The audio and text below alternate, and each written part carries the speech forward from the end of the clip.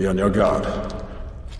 There are older and fouler things than orcs in the deep places of the world.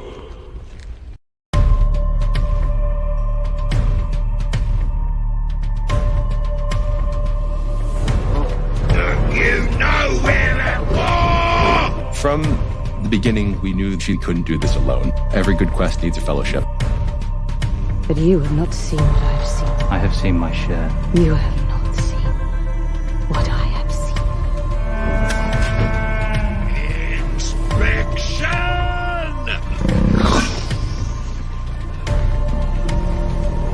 We don't change anything, but we interpret everything in this incredible, unique way.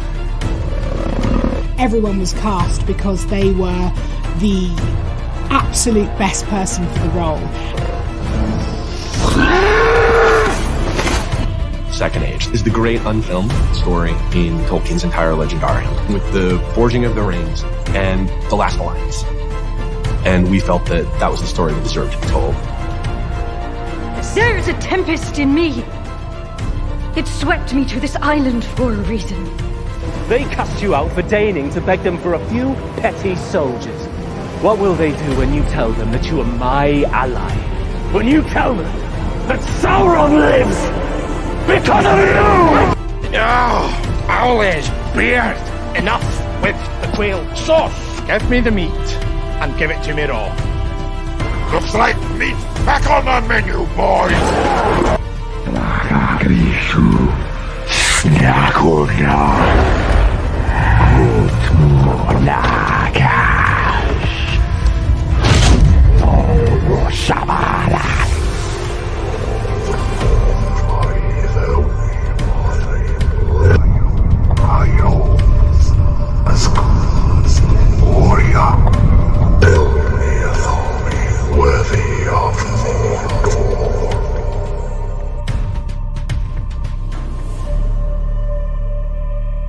One does not simply walk into Mordor. Country.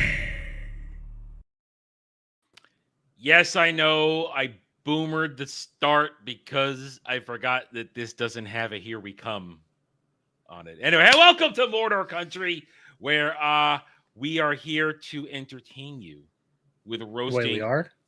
Shut the hell up! I'm gonna slap you so hard you're gonna wish you did squats last night.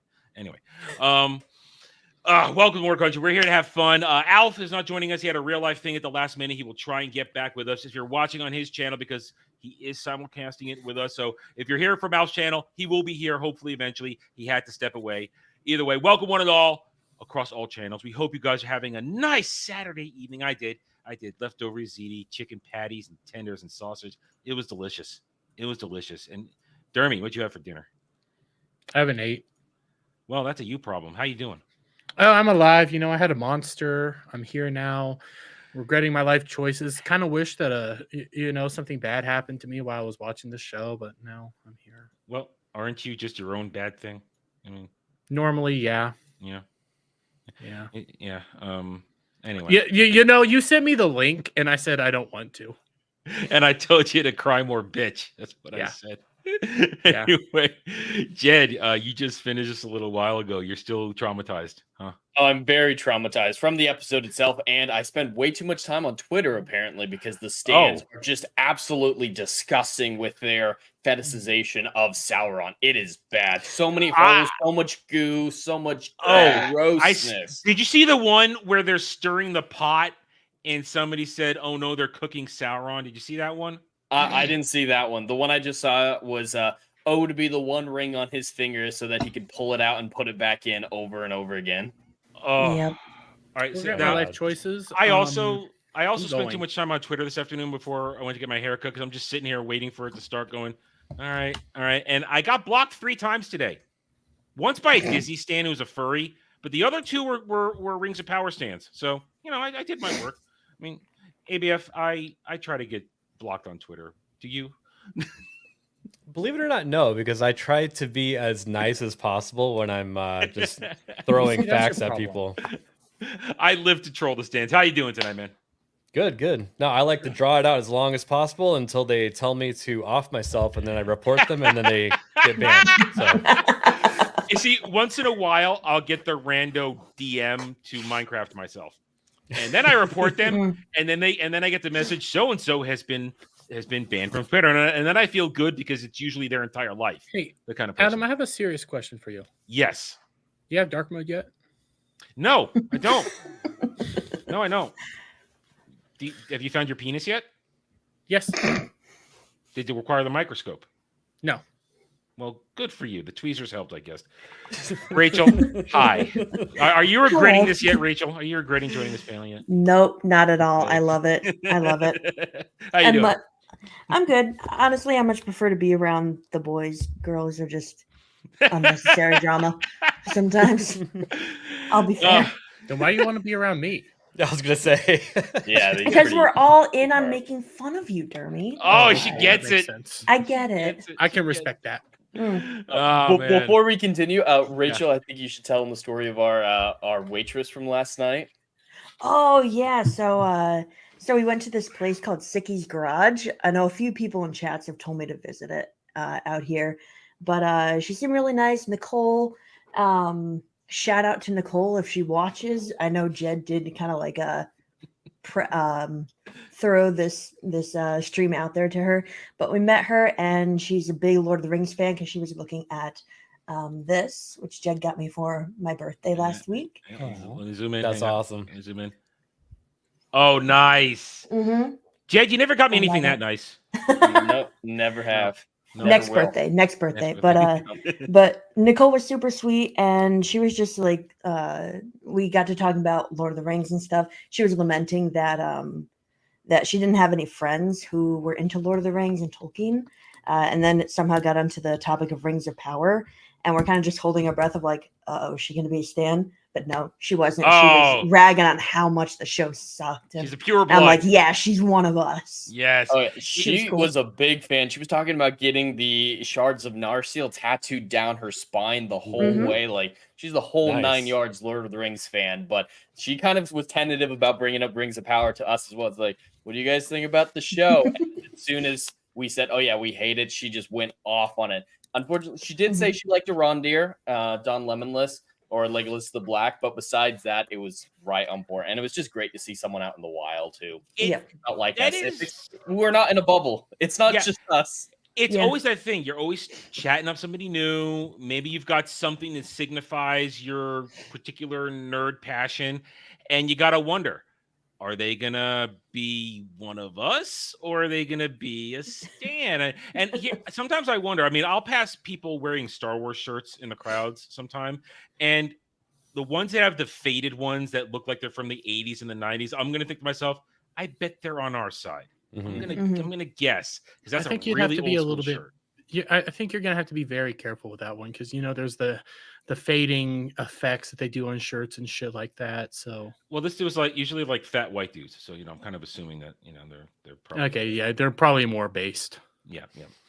But either way, it is nice to find them in the wild. Then again, I don't talk to anybody when I go out because I just want to get my shopping done. And honestly, I don't speak a lot of the languages around me these days. So racisms, what do you know? Is there a lot of... No. Well, one time in Costco, during the height of the coup, one of the employees there, when I didn't want to wear my mask, he came up to me and was chirping at me. Literally chirping at me. And I finally was pointing at my face, and I realized he was angry because I was chin strapping it, and I pulled it up, and then when I walked away, I just pulled it right back down. But oh please, I was so resistant during the time. If they were watching me, I would do the right under the nose things. Like, what are you gonna do? What are you gonna do? You gonna stop me? I have it on. This is under my nose. I resisted that so badly, but that's the closest I've ever heard to click, clack, clack. Other than that, it's mostly a lot of variants of languages I do know or recognize. They're all around me, and I'm a racist, and I can't understand what they're saying. So I'm frightened and afraid, and I want to come home to my incel dungeon surrounded by the things I know and understand. Because apparently we're all incels because we reject this stuff. Anyway, right. Hail and howdy to everybody across all the chats. We are happy to have you here. Hit those like buttons, subscribe to the channels, and let's get started because guess what? Rings of Power is with the penultimate episode now upon us. This really is a true masterpiece of failure. I mean, you realize what goes on in this episode. I called this episode, when I got started my review, it was a schizophrenic mess of the different plot lines and characters. They're just trying to rush through. I mean, literally, I replied to a particular Stan last week when he was going, Gandalf, not Gandalf. Of course, he didn't call him that. Gandalf, not Gandalf. He's had such a great character art and so much development, especially this season. And I did the check. Dude's been on screen for less than 30 minutes in now, maybe just over 30 minutes in 6 hours of television. He's had like nothing's changed for him. Like Tom Bombadil in this episode says, "You failed all the trials thus far." What trials has he gone through? Yeah. I guess not. I don't fucking know. I was about to make some sort of weird joke at the end of season 1, so that would be passing a test. That's the defeating the Nazgûls is the best thing I could think of that was a trial, and he definitely passed that. Yep. And I mean, he made it there. He made it there. Yeah, he walked to Rune. But he's done nothing, and he's in this episode for less than 5 minutes, maybe 5 minutes if you include both scenes. And it's just we'll get there, but I do not understand how the stands will happily and so blindly say that all this stuff happened when it didn't. It didn't. Nothing happened. All right. Anybody want to have any opening stuff before I hit the play button and we get into this? Anyone want to make another opening statement? I'll give you guys. I made a whiskey drink to get through this. I should have done that. You know, I have Crown still just sitting right next to me. Yeah. Do you want to open the door for Hiccup Dermy? I don't know. It'd be more entertaining than the show, man. We might need it to rescue us. I mean, can you get to Hiccup Dermy this fast? I mean, it probably would be dangerous. And still get to Chatterday? You probably not. I Probably could not. super chat the "Would you do anything?" text. If you super chat that, just reading it normally sounds like I'm Hiccup Derby because I'm retarded. Hiccup Derby is just retarded Derby on steroids. Oh man! All right. Whew. Okay, so here we go. And and hail this. GCA only 2 away from 600 subs. Let's get that done, guys. Let's get it there. Yeah. Let's get it there. Let's keep moving. All right, so here we go. Let's get it started. I love this. So Legolas the Black is in this for a minute as he frolics through the forest. Oh wait, I haven't sped it up yet. Shame on me. Yes, please. We got to love of God. Yeah, otherwise we'll be here 4 hours. I know. We don't want to do that. We don't do that. Okay, there we go. So now he's really frolicking through the forest. Frolic. Jed, don't you love the coincidence? He just happens to come upon orcs who have a map to show him it's exactly very where he needs to helpful. go. Yes, supposedly these are orc deserters. I have a theory. What? Yeah, he's right. He's absolutely right. They're talking about made us go there. But I have an orc theory, but I'm gonna save it for the end. You'll need to pause this here, though, real quick. So, as far as I remember, this is Arondir's only scene in this entire episode. Yes. Quick question: what does it accomplish besides him getting a map? He searches a greave immediately. Like, I'm not going to check this dude's pockets. I'm going to check his forearm, and immediately finds what he's looking for. But besides that, what point does it serve? We already knew he was tracking them, so if he finds them in the next episode, we can infer he tracked them. We don't need the map scene. What else does it accomplish? It's how quick he's traveling. He's traveling very, very quick. No, you know what it is? He's working for Adar. He's actually hunting down the deserters. No, maybe that's trying to keep them in line. What I think it's supposed to do is supposed to be, why is he going to show up next episode? Oh well. Oh, I've seen the trailer. He's gonna get all kinds of action next episode. He's gonna be awesome. Yeah, they just have him there at the siege. Yeah, he's gonna make it there just in time. They need to have all their elven kin come together. Yeah, and they all got to be there for the epic showdown that's going to last like 20 minutes probably. But I just want to point out how poorly designed this fight scene is. So he sneaks up on these random orcs, happens to find them. They walk past him, not a big deal. They're getting away. And then an orc sneaks up on a wood elf, jumps down, he dispatches it. And then the two orcs, which were walking away that were a good 10, 20 yards away from him, teleport to either side of him. How did they get there that fast? A, and B, how did the one guy flank him in that amount of time? It's entirely ridiculous. Orcman karate. Is that a thing now? I'm making it a thing. I've been watching One Piece a lot, so I thought Fishman karate and just inserted orc. Okay. What's it called, Adam? Force sprint? You do a force sprint? Oh, force sprint. Maybe. Oh, well, listen. So you speak of force sprint. I brought this up in my review. I want to know if you guys spotted this. They really leaned on Star Wars heavily in this episode with a couple of the speeches. Didn't hear that. Oh, I'll point it out to you then when we get there, because I heard it loud and clear. I have a question. Do you think this was their Juicy Smollett moment? We got two orcs coming up on a black man. Mordor country. Yeah.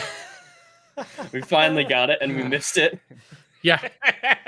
This is why the entire show, This is Mordor, was created for. Yeah, this moment, and we missed moment. Thanks, Jeremy. I guess you, Jeremy. I guess you've served your purpose for the evening. Yeah, I have a few more. Don't worry, they're gonna get worse. You just earned your keep tonight, Jeremy. Good job. All right. So he's gonna, like Jed said, he's gonna reach in there and just go right for it. Because he sees it just tucked in there. And it's like, no way, that looks exactly like a map. Oh, it is a map. Oh, it is a map. It's gonna exactly ready to go. I have to frolic It was away. so dark that I couldn't tell what he was looking at. I didn't know it was a map until Adam said it a minute ago. Yeah. I just couldn't see anything in this episode. All right. I had to Here's turn my the brightness up on my phone because I'm not. Here's my favorite I'm part. so given up. Here's my favorite part. So now we got Celebrimbor. They're struggling making the 9 rings, and we're gonna learn they're out of mithril and all that kind of good stuff. And he's yelling at everybody, "Get out!" And now this supposed breakdown of Celebrimbor, where he can't even remember chick who's hotter than Galadriel's name. Has his downgrade from intelligent person to blithering idiot been chronicled well enough in this? Oh God, no. Not really. I was trying to think about it because it kind of just came up randomly last episode, and now we're all of a sudden he's borderline about to start talking to himself. Like it kind of feels like they're trying to do a Bilbo moment. Maybe like when Bilbo's like freaking out, going schizo. Well, what they're trying to show is that Sauron's playing little mind games on him, making him think that he's going crazy. Yeah, I think that's what's going on. But then here we go. First of all, it's just a toxic relationship. When I look at this, is something about the Ring Forge just looks wrong with that molten just sitting there. It just looks completely wrong to me. It looks too fake. it's too CGI. All right, so Sauron, go ahead. But what I want to point out by Anatar's manipulation of Celebrimbor in this episode is it just doesn't make sense. He keeps saying for the next several scenes that we see them together, stop, you must work on the rings. Don't leave, you must work on the rings. But they don't have mithril, so what work is there to do? And he's just making him crazy so he can't do his work. Doing sketches later. That's what he's actively making it so Celebrimbor cannot do the work he wants him to do. Every single manipulation he does, it just makes it harder for Celebrimbor to do his work. It's completely counterproductive. You guys are getting it all wrong. Okay, this is an example of a very toxic relationship. The only problem is they have the genders reversed. You mentioned that.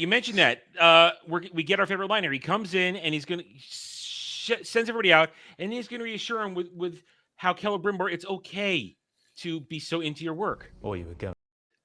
Oh, so deep. Freaking so deep. It's okay. I was on Thursday. I was watching it. I knew instantly. Opening clip. It was delivered right away. It's just we make a bunch of gay jokes. It's right there. Tell me. Yeah, it's right there. We make a bunch of gay jokes at me. I say some gay shit from time to time. That's gay. It's hard coming out of the closet. I know. You're just too deep. You're too deep in the closet, man. Too deep. You're too deep into something. I love how he says so deep right after that too, because know. it can be applied to multiple things, being gay, of course, and being in the closet. But it also, the way he says it is like, I feel like every single writer and showrunner for The Rings of Power says that to themselves whenever they write something. It's like, oh, that's so deep. They take a sip of the So box deep. wine, take a sip Mhm. of the box wine, and just think about it real hard, and pretend that he's whispering that to them. It's so gay. Anyway, so that happens, and ABF was right. This is all about him messing with his mind. I put this hammer down. Oh, but the hammer's there. You're working too hard, but you got to keep working. They don't know what they're doing. But they have any of this. Well, it's because Yeah. he can't act, so they have to like throw in these overt clues that Celebrimbor is going crazy because he just can't act through it. Is it acting, or is it the fact that they don't know how to write? It's half right, because more important. the dude playing Celebrimbor, I know him originally from Downton Abbey, when his character in that one is Edith's would-be husband, and then goes and gets killed by brown shirts in 1920s Germany. He's a good actor in real productions. I was just talking about this last night. I've seen bad actors act well because of good writing before. Yeah. They just didn't write it very well. Yeah, Downton Abbey is top tier writing. This is not. Yeah. And This is bad writing, bad direction, and I think the actor doing Celebrimbor is doing his best, but I think Anatar is just completely wooden. Charlie Vickers no is range. terrible. Charlie Yeah. Vickers has zero range. He's He a only thirst knows how to trap. play- That's all he is. He's just a thirst trap. Thirst trap and incel. That's all he can do. Yeah. Yeah. Well, my question with Sauron after this scene and the big one later on is, what is his power level? He suddenly exploded to being a mastermind to be able to put a vision on the entirety of Eregion. But he can't, fight in the flashbacks we saw in season 1. He gets killed by a couple orcs, or Morgoth's crown, apparently. And the serpent, he survives. He actually passes the trial that Muriel goes through later on in this episode. Sauron passed it. He's favored by the Valar according to their rules. Now, a quick question. I wish Alf was here. Is that supposed to be a Silmaril? That's Feanor. Yeah. Is that him holding a Silmaril? I believe so. I mean, what else would they have Feanor with? I mean, that's really underwhelming. That's for the things that made Morgoth cry. Celebrimbor is his grandson.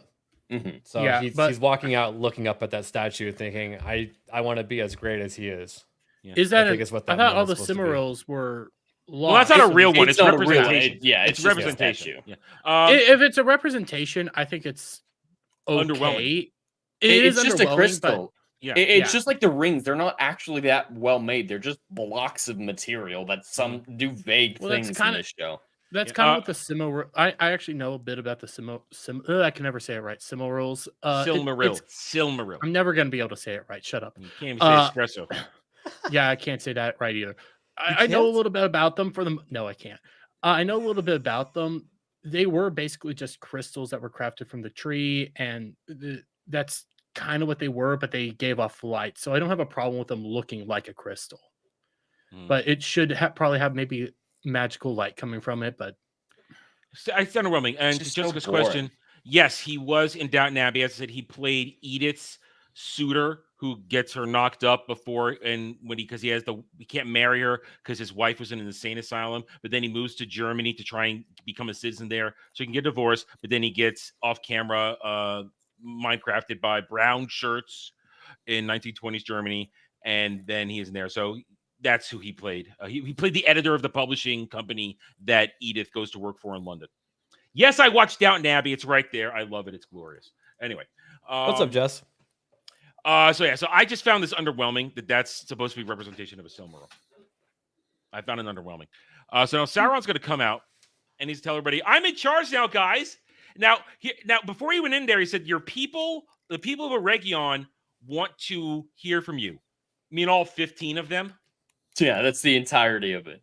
The thing that stood out to me in this scene is, so the people are asking to see Celebrimbor in this big open forum, right? Mm-hmm. But the purpose is to tell him about the missing tavern folk and the body they found in the river with the "where is he" carved in his chest. You would never tell the lord of a city, hey, everyone's going missing and there's a dead body with a message for you by saying, hey, can you come out and talk to the entire city? No, they'd send a messenger up to him or say, hey, can you come down here and see this body? And then maybe Anatar could take a look at it, whatever. But they're telling him the news by bringing him to a massive crowd to spring it on him. Yeah. There's no way that anyone would do this. And is it just me, or is right now a Region just feels small so to you? Small. For the jewel of the kingdom, feels really small. It really does. It feels like there's only 15, 20 people that live here. Yeah. And then, well, you know what I think they're doing, though? You know what I think they're doing? I think they're trying really hard not to get caught in copy and cut and pasting people onto the scenes again, like we got last year. I think they're really trying hard not to get caught in that again. Instead of just going to the work to CGI unique people, they're just skipping it entirely. Yeah. Well, also, if there's only like 20 people, then how is this battle supposed to last 2 episodes? I don't know. I wish Alf was here because I wanted to ask him. I guess we'll get to ask him next week. How I do believe the siege of a Region lasted a very long time because it was kind of a stalemate. Region's defenses were strong, and they just couldn't get past them. And Elrond, who was supposed to already be there, kept them at bay. So the way the rest of the scene plays out is just so retarded, in my opinion, because they go like, well, we weren't getting a bunch of these people coming by, so we sent out a group of people, and only one of them came back. But we found him in the river, and he has a weird message written on him. In Mordor speech. Mordor speech. Yeah. And we don't know what the heck's going on. And then you get Sauron just walking up, the thing, and you see smoke in the distance. Like, they're right outside. You can't tell what's going on. Well, what was written on the body was the title of the episode. Where is he? Yeah. And she asked him, what did it say? Where is he? Now, of course, he's going to placate her. And I didn't focus on this part too much in my review, but man, this just shows how stupid every single citizen or, I guess, close personal acquaintance of Celebrimbor are. I mean, is Sauron manipulating them too? If he is, they're not really doing any job of showing that he's putting the whammy on them too. Well, he just fired them, basically. So they're not actually doing any work for him. But if he is manipulating them, he did the most terrible thing in this scene right here.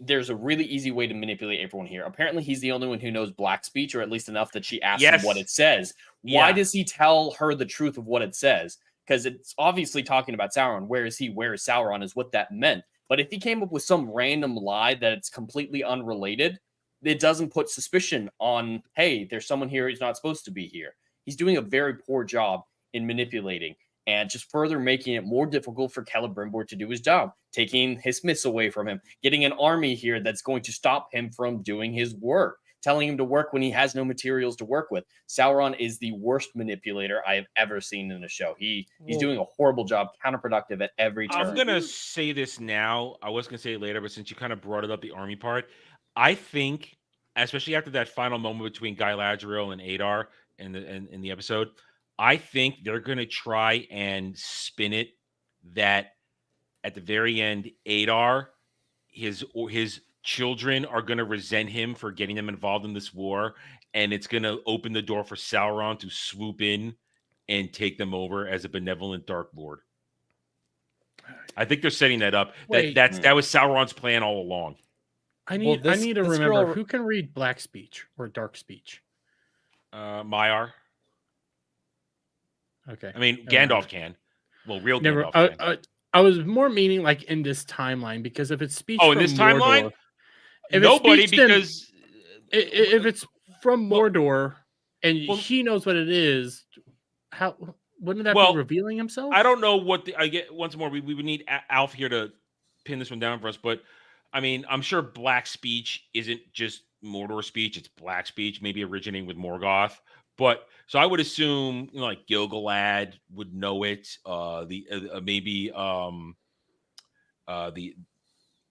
eldest of the elves out there, the most senior remaining elves on Middle Earth would know it. But nobody else would. Yeah, the real Celebrimbor, I think, would know. But I can buy that this random elf lady doesn't know, and most of the random elves. Yeah. And listen, she just lost her job. She needs comforting. I'm here for her. Okay? She's gonna start Middle Earth OnlyFans. This is yet another woman who's lost her job. And you know what? Lisa lost hers. Oh, we're gonna get there. This girl right here is going to be the one that's going to hand deliver the rings to Sauron, I bet. You're probably not wrong. She's already thirsty for him. Mm-hmm. And it's listen, if she does do her Middle Earth OnlyFans, I will go to Middle Earth Google and not pay for it. Okay. Let's keep going. So he's going to tell her, what does it mean? It means where is he?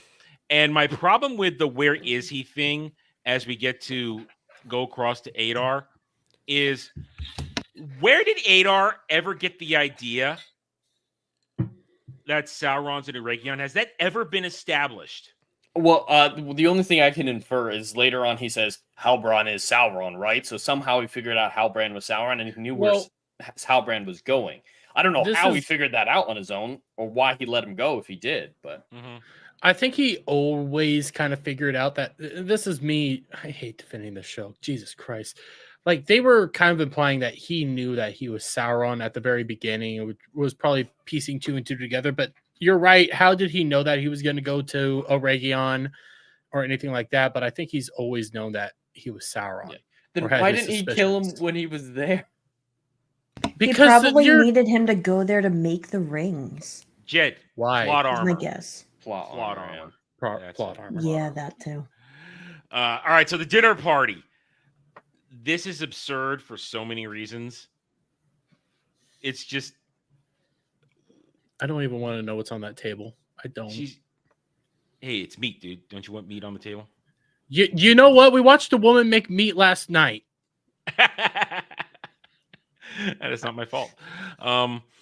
Just because I shared the video, not my fault. Anyway, so this is the first part of this. I think the second encounter is much worse for the character of Galadriel. But in this one, I feel like this is just reestablishing that she still has a girl boner for Sauron. Oh, yeah. Is there anything else to this? Besides the introduction of the crown. No, there was the other thing that somehow Adar also was mesmerized by Sauron, and Sauron gives you whatever the fuck you want. Galadriel wanted an army. Sauron wanted children. No, not Sauron. Adar wanted children. Yeah. And again, they called him the Uruk. But then they say they got the things that he promised them, so why would they want to kill him? It's like, yeah, he gave you what you wanted. Why are you mad? Not the way you wanted it. Not the way you wanted it. And the line here, you see, it is not Sauron's lies that must be destroyed. It is Sauron himself. Yeah. What does that even mean? So let's get right to that. So he breaks out the crown. And I remember this from a few weeks ago in another, what we talked about this before. Well, I think it was on the premiere. The crown of Morgoth was reforged into the chains that bound him. Not to mention Morgoth was a fucking size of a mountain. So, is this supposed to be a link of the crown? But here's the problem. Adar says, I was there when they pried the Silmarils from his crown. Is this implying that it was? I don't know. I don't get how they even do that. And they also mention like where they talk about the thing that Morgoth is trapped in and what's going on there. They don't get into the specifics, but yeah, he has his chains because they can't. Yeah, they're not allowed to. They have his chains are there, so they have this. But then if you were around when the Silmarils were pried out, then how? What the fuck? Well, I just want to point out a basic grammar thing here because that sentence you referred to, Adam. The Silmarils is how you pronounce the plural of Silmarillion, right? But he says when they pried the Silmarils out of its setting, he switched to the singular after saying the plural. And it's just bizarre. But I think the biggest problem with this scene is where he mentions there are many stories about what happened to Morgoth's crown, but this is the truth. Taking a jab at Tolkien, I see it. You're right. You're right. I agree. Hey, Tolkien said they got reforged into Morgoth's chains or whatever, but this is real.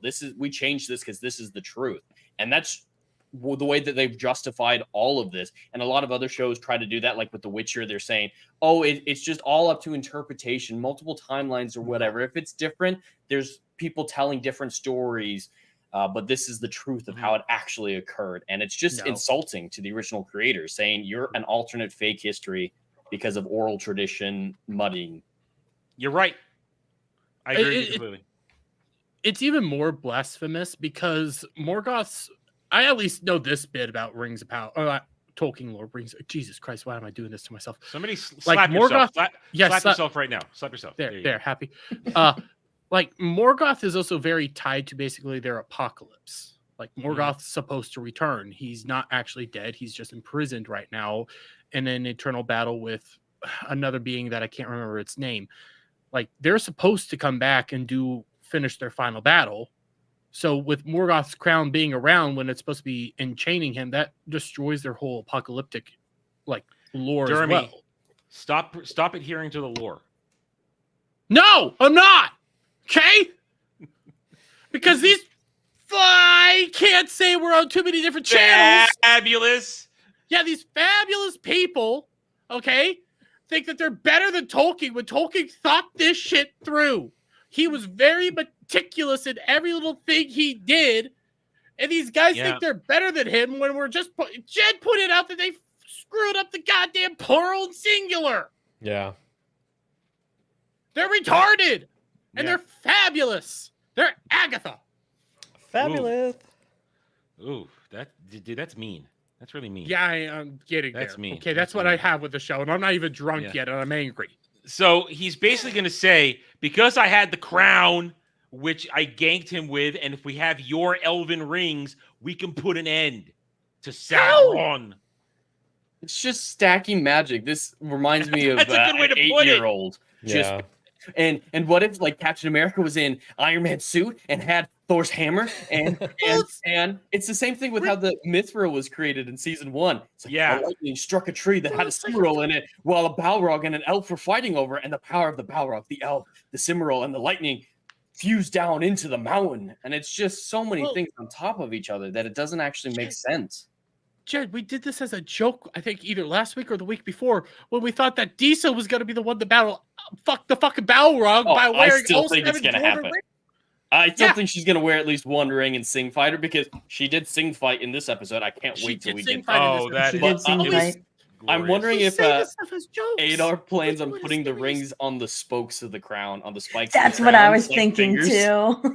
And Can we go back to what the crown all looks like? of them. What? All 10 of them that exist right now. Scroll back a little bit to go back to the crown a little bit. I wonder.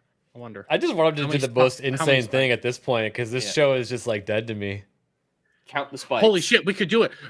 We could do what Jed just said. There's 3 big spikes. We put a ring on each spike. We then wear the crown. Mm-hmm. And then charge him? Yes, exactly. Put your head down and spear him? And the crown itself is supposed to have some sort of properties. So what they got to do is add in a metal bar in the middle of the crown to hold like this, and it's like brass knuckles. Why don't we just put a bit between somebody's teeth too to make it sexual? How about that? Well, they were already going to ram it up his ass anyway, so. God damn it, Jeremy. But yeah, I want to see how many small spikes there are, because there's the 3 big spikes for the elven rings, and then a bunch of little spikes for the dwarven rings. It's full retarded. infinity gauntlet. This thing.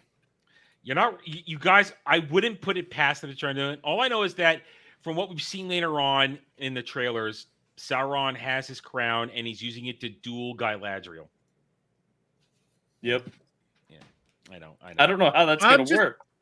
I haven't even seen the trailers or anything. All I'm imagining is Sauron holding the crown while fucking Galadriel has like a ring and they're just slapping him back and forth. No, she's got a sword and she swings it while he's going, Anyway. That's even more retarded. You know what time it is? It's time to make Numenor great again. Let's go. Let's go. The Trial of Elendil. The trial. The Move Trial on. of Elendil. It makes me laugh every time. I'm sorry. So, make Numenor great again, Farazan is passing judgment. You're guilty. You're guilty. You're guilty. Yeah, he's like, you've been banging too many goats. He's like, no. No. But now Farazan has a great idea. Since he's one of the faithful, we're gonna judge him by the faithful rules, and the crowd goes, no! It's like a wrestling crowd. Boo! Oh, they're ready for blood. This crowd is not the same crowd we've seen in any Numenor scenes up to this point. Oh, no, wait, no. You know why? Because I still have the clip here. It's these guys right here. They took our jobs.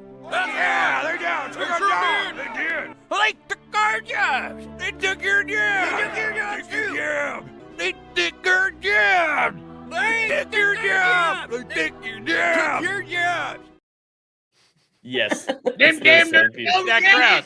It's that crowd. The thing that bothered me here is Elendil was asked here, hey, renounce your crimes and swear fealty to our Pharazôn and you'll be forgiven and released. So he accepts the first thing, though. Denounce your crimes. If he's going to stand up and be brave, whatnot, that's fine. That kind of makes sense with his character at this point. I mean, as much as anything can. Just do that up front then. Why admit to crimes that you are being falsely accused of, only to then stand your ground to the next question? Just stand up at the beginning. Because this is a wrestling promo, and he needs to, gesticulate, you're the traitor! You're the traitor! And needs to set it up he's got to do keep his face and make sure that everybody knows that Pharazôn is the heel. That's why. It's so dumb. Then don't include the first question. Start with, swear your fealty to me and we will forgive you. Mm-hmm. Yeah. This whole added question is, do you denounce the crimes that you are accused of? It's like, I do. Yeah. And then goes all strong mode. Like, they're so incompatible, his emotions, from 1 second to the next. We got to side with the lady with the questionable heritage. Okay, the questionable diversity chick. We got to side with her because she's a woman and questionable diversity. You want to add to that with more racisms? I want to give you a chance here. No, I'm saving my big racisms for a little bit later. Oh, okay, I know where you're going. I got one in the chamber. I think I know where it is. He yells at Pharazôn Jr. If you had done a better job, wouldn't have do this. So now they're going to feed him to the sea worm to judge him. We'll see if the sea is always right again. He actually does use the line again. I can't believe he said it. He said it. They went away from it for the entirety of the season because they knew how dumb it was. I have to ask a question once again. I need lore people to answer this for me. Is sea worm an actual thing?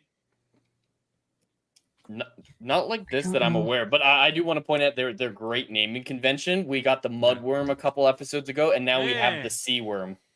I want the fireworm. Yeah, that's what the Balrog's going to be. It's going to be a fireworm. Oh my god! I gotta say right, fireworm. That's a fireworm. But in actual Lord of the Rings, we have great names for these monsters, like Balrog, and then they just come up with it's a mudworm. You have Balrog, but then like your least conventional one is the Watcher, but that's like a more descriptive term because they don't even know what the fuck it is. Mm-hmm. That's why it fits so well for the Watcher. But then the Balrog is wonderful. Smaug. You got all these great fucking names. Mm-hmm. Sea worm. Sea worm. No, we got the Earthworms, Legatus, and the Hobbit for 2 seconds for no reason.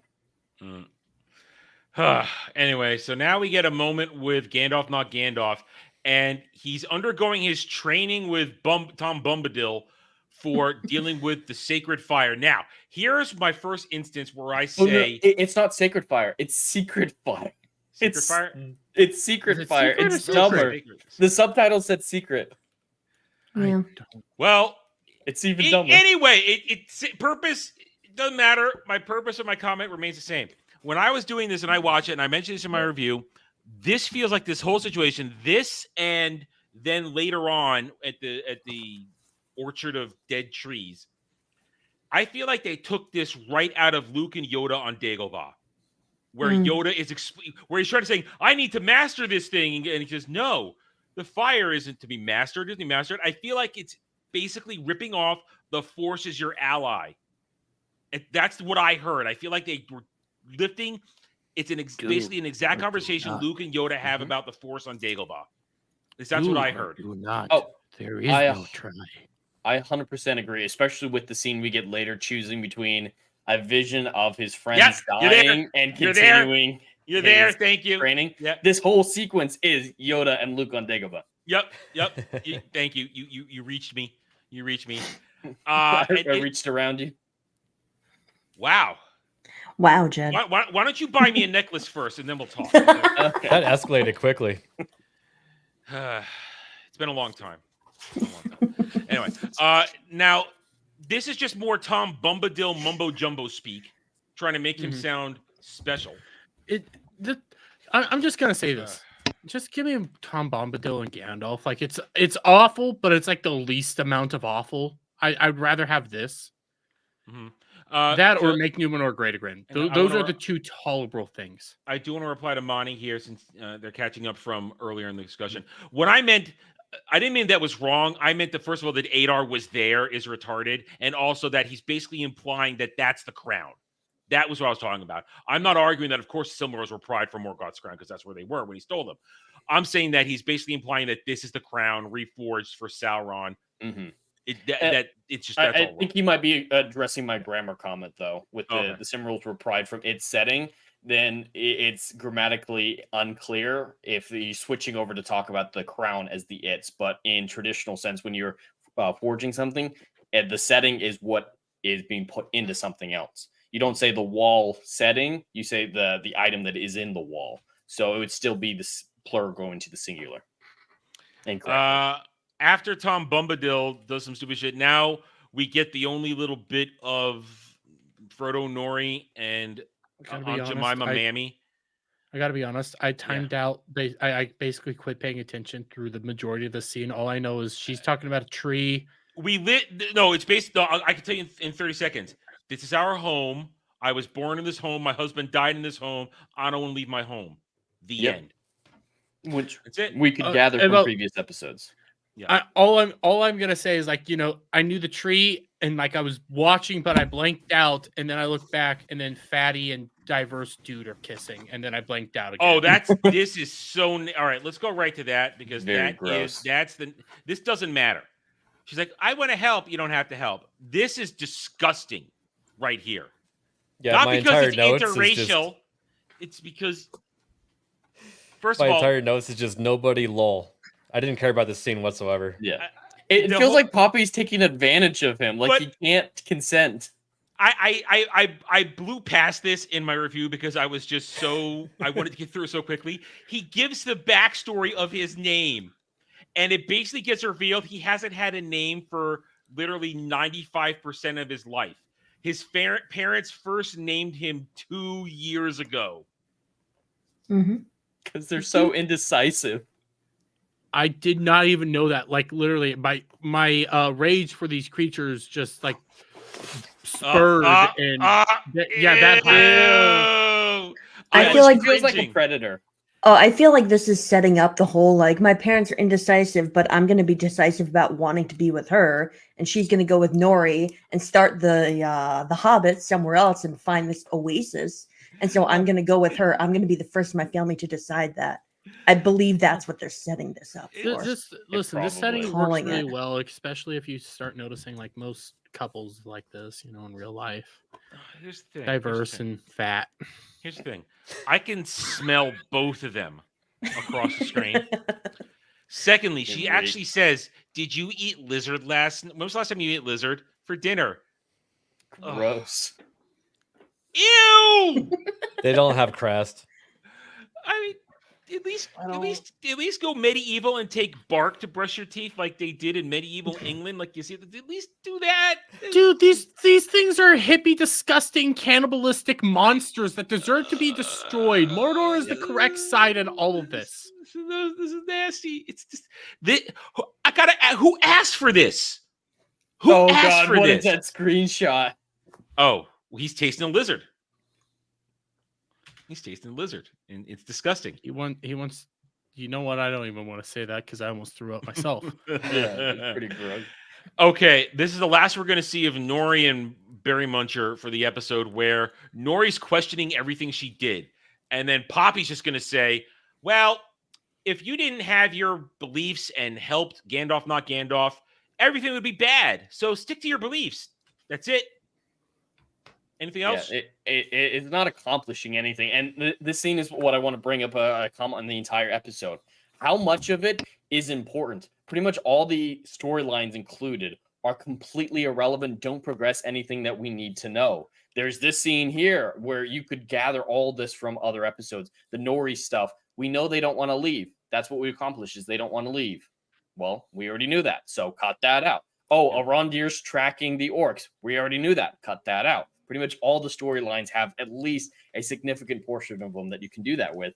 So it's just a waste of time. I feel like you could 100% skip this episode and not be worse for wear. Yeah. So like this scene right here, he actually quotes, many that died deserve life, some that deserve death. Who are you to give that to them? That's the exact thing that Gandalf said to Frodo in the future. Yep. Yeah, pretty close to word it's for word. It's more pulling that stuff. And as Jed pointed out, this completes my Star Wars reference for this thing. I had a vision. Can I save them? Yeah, but if you go try to save them, undo everything that they strive for, which is basically what Yoda says to Luke when he wants to go to Bespin. Somebody watched Empire Strikes Back and Return of the Jedi and decided to write this episode. Because there's a Return of the Jedi moment when we get to the dwarves that I'm going to harp on. No, I disagree, okay? Because those movies are good. This is retarded. Thanks, Dermy. Listen, they decide to have us, okay, we're going to go do trial that you failed a bunch of other trials, but now we're going to go do trial. Now we're going to come here to tree of whatever. It's like, well, dark wizard fucker already has his staff, so now it's time for you to find your staff.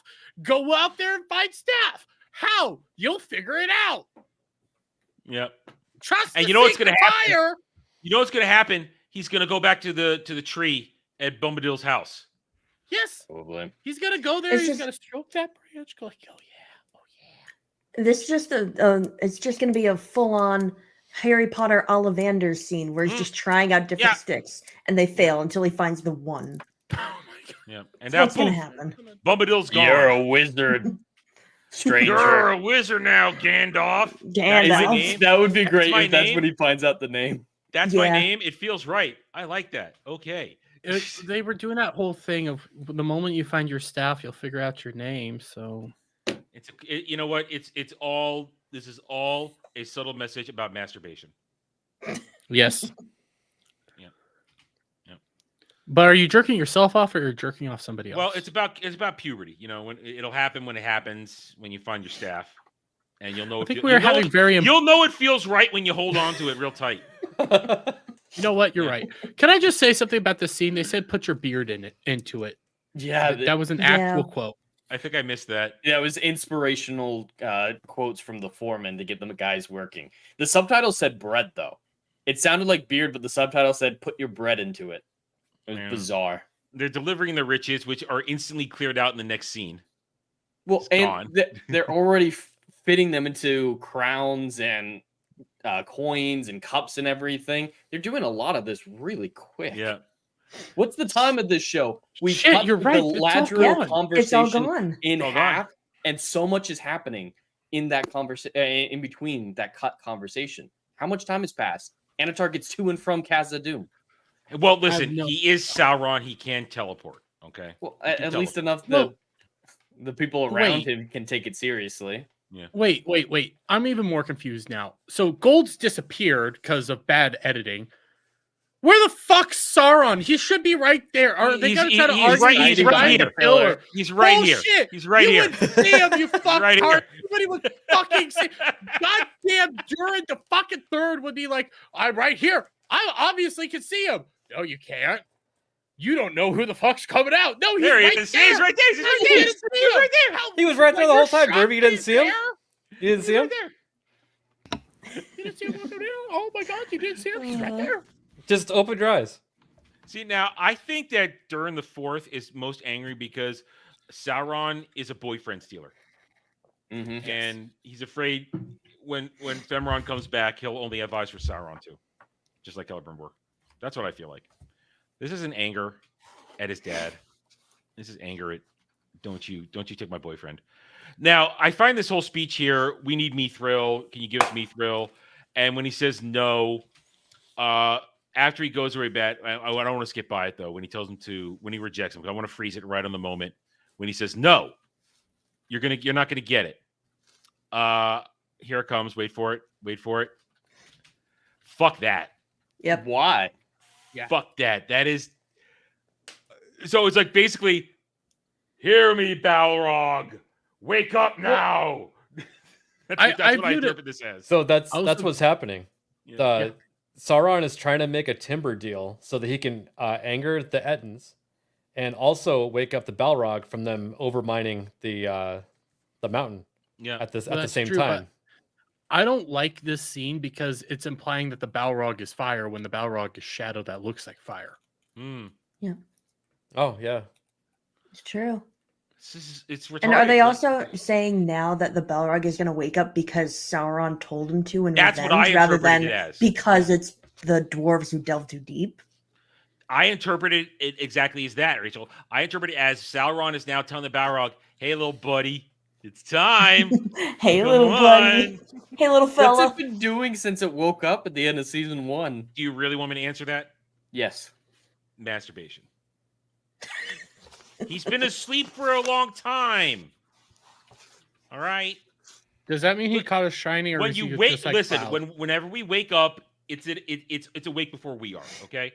But So Adam, here's a serious question: did he finish, or is he like Cloud? why don't you go check for us? Okay. Okay. Nobody else gets the joke but you. That's the sad thing. I think ABF knows that one. So Observe says that some say he noticed / felt the Balrog just get summoned. Yeah. Yeah. That was one of the things Adam was Yeah. saying. Yeah, he Yeah. said, "Hey, buddy, it's Okay, gotcha. time." Yeah. So this, I hated this, and he's gonna leave, and he knows this, and now Durin's gonna basically say, "Dad, I love you. I'm so glad you're normal." But then Durin the Third goes, "No, we're gonna be the new Make Khazad-dûm Great Again military-industrial complex. We are gonna make weapons for everybody, mithril for everybody. We're just gonna produce tons of weapons of war. It's gonna be great. I It's gonna be fucking great. love this scene. I love Great. that part. And It's like, he's like, "Why would you do this?" And they try to hold up. They do the whole thing. You're not wearing the ring. The ring is wearing you. That it's basically that. And he's going to try and take it off his hand in a second here. And when he does it, that looks like a force push to me. Mm-hmm. That looks like bad wire work to me. That's very true. It's a force push. It's just boom, force push. If Alf was here, this would set him off on a tangent of these are not how the rings work. So that's not how the rings work. Mm-hmm. Yeah, you're not the Superman as soon as you put on a ring. Yeah, you don't have force push. You don't have super strength. They're rings of domination, is what they are. The rings of they're rings of suggestion and stuff like that. To dominate you, huh? I am going to hurt you one day. That's what he wants. I know, that's the sad part. Liz, is your dermaranth wig anywhere near you right now? Are you touching it in any way, shape, or form to talk like that? Oh God. Yeah, it's right there. Yeah, I know. Oh man. I knew it. I knew it was right there. I knew it was there. Anyway, now he's gonna be all sad, and I love this part now because now it's once again time for Disa to bully him and yell at him and talk about we have to fight back against the man. We need to go and have a protest in the mine. She basically says that. Let's go have a protest in the mine to make him attack us. Peacefully and patriotically, though. Yes. Yeah, they had their full BLM Yeah, protest. Your head is in that. You're doing great. My head's in a very bad spot right now, is. to be perfectly honest with you. She's I've lost all so power hungry here. This is Yeah. psycho bitch territory. She's gonna yell at him so much he starts to cry.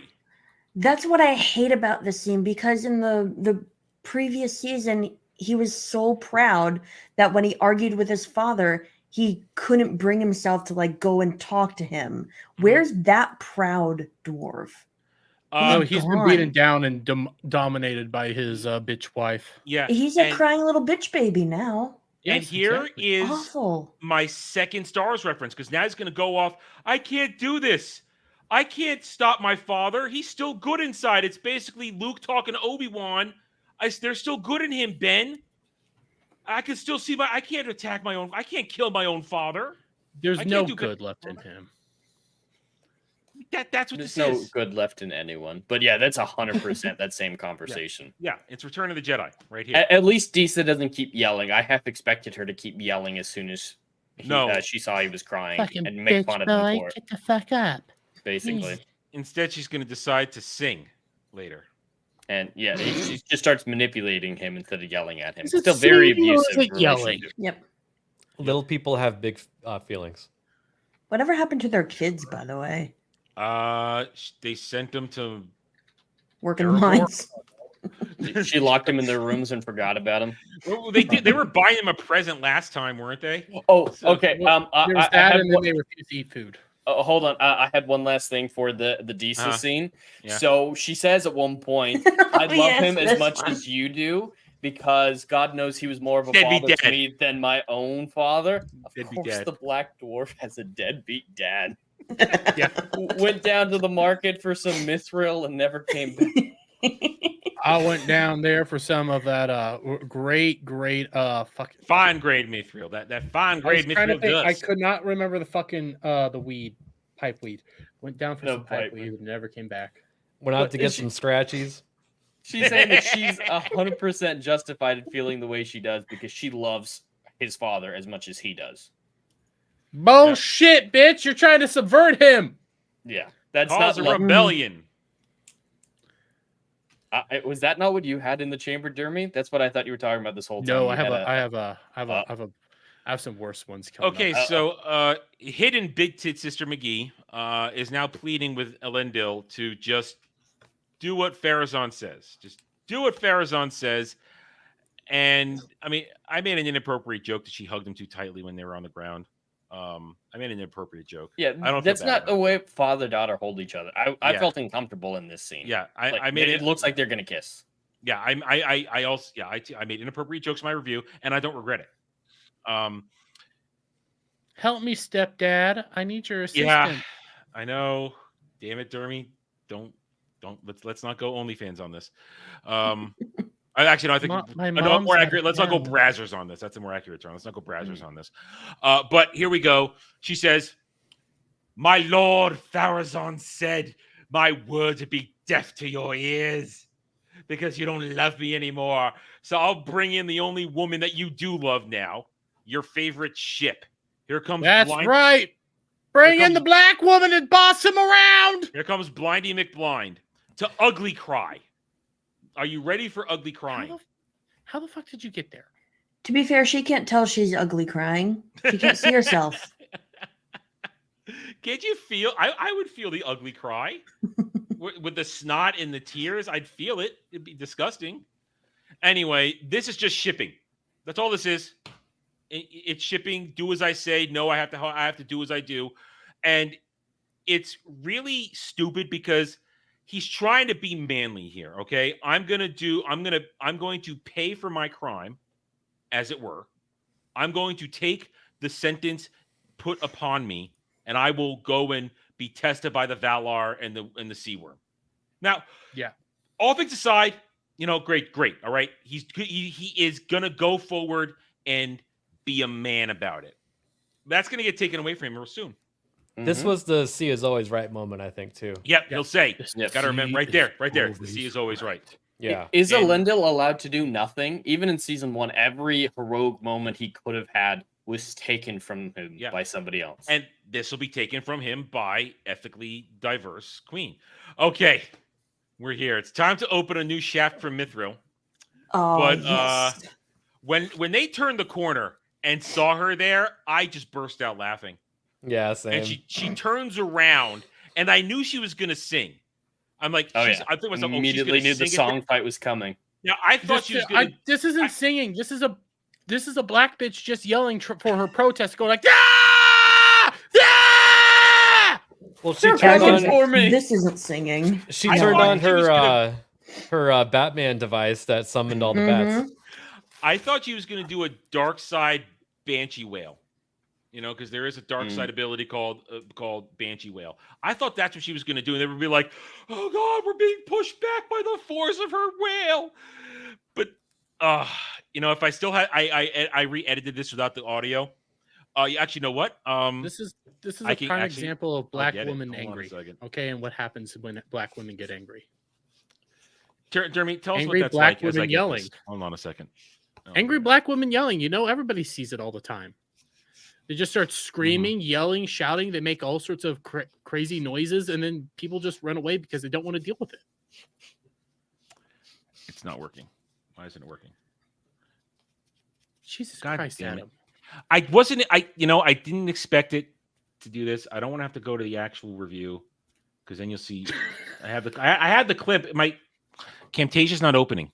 It's being retarded. It's loading forever. There we go. I got it. I got it. Keep going. Keep going. Probably when I was talking about black women are yelling. Wait, what? What Jess said in chat is kind of interesting. Oh.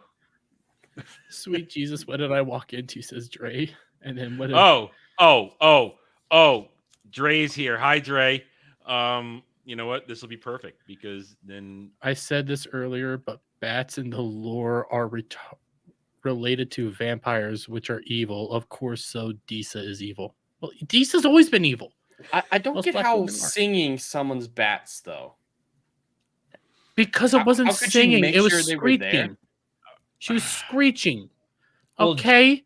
Jed, are Only you the like bats a could bat hear singing that. expert? How would you know? It's a fair point. well, I don't she, think wa- she anyone was is she was singing screeching expert. at such a high pitch, okay, that the bats resonated with it and understood immediately at the supersonic level that they needed to come down and go fight off the workers, okay? right, Because it wasn't super. Close flirt. What is this? I think I Batman. understand. I think I understand. She has been terrorizing these bats for decades, eating them, slaughtering them, and trained them to fear her scream. That the moment they hear it, they immediately take flight and try to escape the mountain. They're finding the closest tunnel that they can dive down and just get as far away from her bloodthirsty class. That is a theory I can get behind, Jed. Yeah, I believe it. That's why she's so I'm fat. still- She eats only bat meat.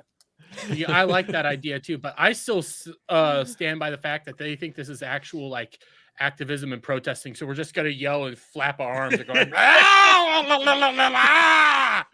Here it goes again. So bad. It's But so wouldn't these dwarves be familiar with these bats enough to not be afraid of them? Like they run away screaming, but they don't attack like Disa or Durin, so they're not dangerous.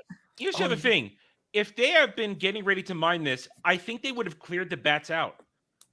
These Yeah. are professionals. When you're starting a new mine shaft, you clear all the beasties out. You don't leave the beasties around because they're unpredictable. Yeah. There's no way that the scene makes sense. At best, the orcs should have just ignored them. It kind of reminds me of the Indiana Jones Sean Connery scene where he's getting the pigeons to fly up into the prop plane. Yep.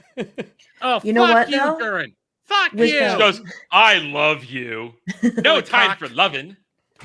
No, she says, "Love me later." Yeah, love me later. And But she, you know like, what? This snaps makes it at him. sense. This makes sense as to why her dad was gone. Because she's Batman now. So her dad died when she was a kid after leaving a theater. No, she's Fat Man. That's what happened. Nah. So now they're Maybe she ready. ate them. Oh, Yeah, you're God. right. She ate her parents. Oh, God. Oh, well, God, she's Big Mama. ew, she is big enough. That's for damn sure. So now they're going to be ready for rebellion. And that's it for dwarves in the episode. Guess what, guys? We're over halfway done. They're having. only? I'm telling you, this is BLM. No, protest actually, right there. we're about 60% done. Oh, here's the moment. Here we go. I have a couple of things I could need to say about this while we're in here. So we already referenced it. So we'll skip ahead. Here he comes. I'm ready to do my duty, but no, I will steal your agency. I will do this for you. Jed, you're absolutely right. He doesn't get to do anything. Not even season 1.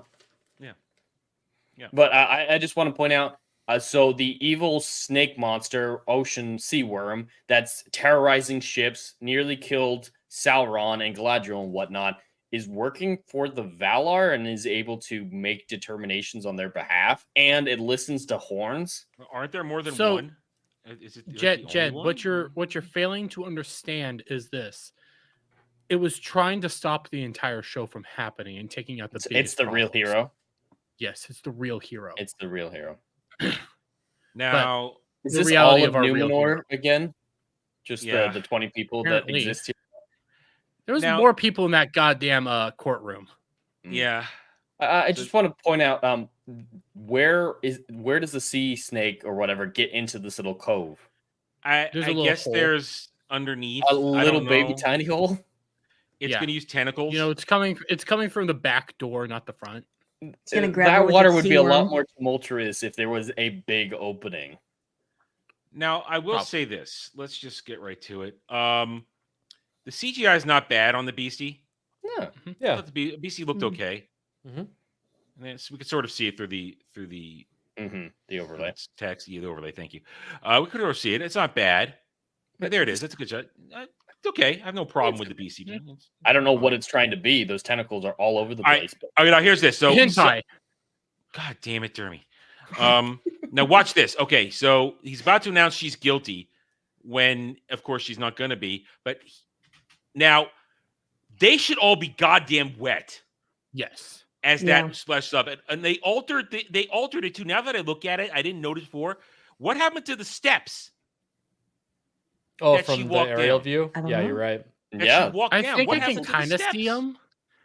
I can No. kind of see them, but I don't can't see know. them anymore. Well, they should But all be wet. Everybody's perfectly dry. But this is just proof that the freaking sea worm doesn't like dark meat. That's pretty good.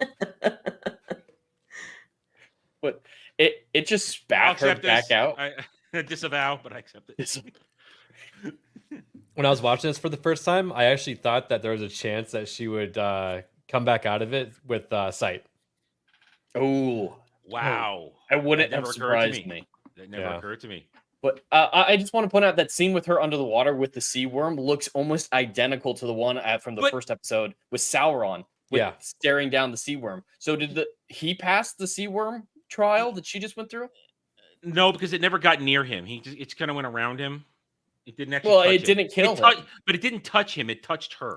Okay, is, Now, is wait, that now- the qualifying factor? I don't know. Now look. There's paving here. Let's go back a second. Look, That's no poured paving. concrete. There's no paving. Mm-hmm. Where did it go? This shot's probably CGI, and they forgot to add it. You're right. Very. You're probably absolutely right. Because yeah, those people look fake as shit when you look at them. Yeah. Yeah. That's They not look like standees. They didn't have the money. Well, actually, they did have the money because they wasted a lot of their money for an aerial shot on a helicopter. So yeah, you're right. Where's the paving? Where's the steps? Where is everything? Anyway, all right. So she's been judged. Why and didn't now, she bash her head? That was a hard blow that she just took. Jed, it gently put her down under the. Oh, okay. And it put her up pretty high up. If you go back a second, she's pretty far from the water when Elendil gets to her. Yeah. It's a very helpful sea worm. And now she's the queen of the sea. Apparently. I just Now the thought steps this- are back too. Yeah. I thought No, this look at trial that. was just to say you won't be punished for your crimes, but apparently it's like So- the eagle where it Wait a minute. helps with monarchies. Well, If it's it like a had been biblical Elendil- thing too, I guess. If it had been Elendil, would he now be king of the sea? If it had been Maybe. him? Yeah. No, So- he's a Probably. man. Oh, Oh, you're is he? right. Is he? So He does would've sea failed worm because he's a override man. eagle in sea Oh, I- ride? Sea worm I think- overrides eagle. Well, no, I she's the think queen so. of the sea, but he's the king of Numenor. Oh, queen of the sea, king of the land. Make beautiful Yeah, all she babies. can do is go try to swim, but I don't know how well that's actually going to Um, work out. She can't see Ooh. where she's going. Dude, Yeah. she's just ethnically ambiguous. She's not black. Okay. Well, Are- Jeremy are said we she sure? can't swim. No, I implied it. I didn't say it. Fabulous. Anyway, I mean, she just sank. yeah, that's a completely different backdrop than that scene with the wave comes up. It's completely different. Yeah, Yep. it is. It's completely different. I wish I had noticed that in my review. I was just focused on the wave not hitting everybody, and I just wanted to be done with it. Damn. But that's what this is for. Secondary commentary. And now we're done with making Numenor great. Oh, I'm sorry. R. Pharazôn, excuse me. He now needs to have his own vision of Halbrand. I don't. Oh, got a little This is eye of retarded. Sauron. Yeah, because he starts seeing the Eye of Sauron, but No, that's Mount Doom. That's Mount Doom. I know, but I think it's supposed to make you think of it. There's a lot of it's not actually the eye, but you're supposed to think of the eye. That's Mount Doom.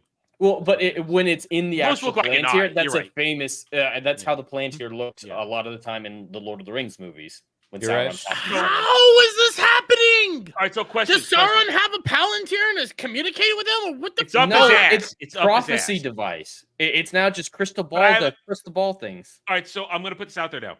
Is this now going to be the instigating factor for Numenor to invade Middle Earth and go after Sauron? What? Maybe.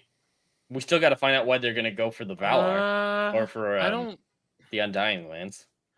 I don't think this is going to be why they go after Sauron. I think this is going to be why he wants to maybe get Sauron back and Halbrand back. And he goes like, you know what? We kicked that poor man off. Maybe we should actually bring him back. Maybe, yeah. Anatar is going to show up back on Numenor, and that's where season 3 Sauron's going to be. Well, here's the question: do we even see Numenor again in the season? Last episode. Yeah, probably a little bit. There's a lot to do in that final episode when the battle's not happening, because there's not going to be a whole lot of battle in the final episode, I think.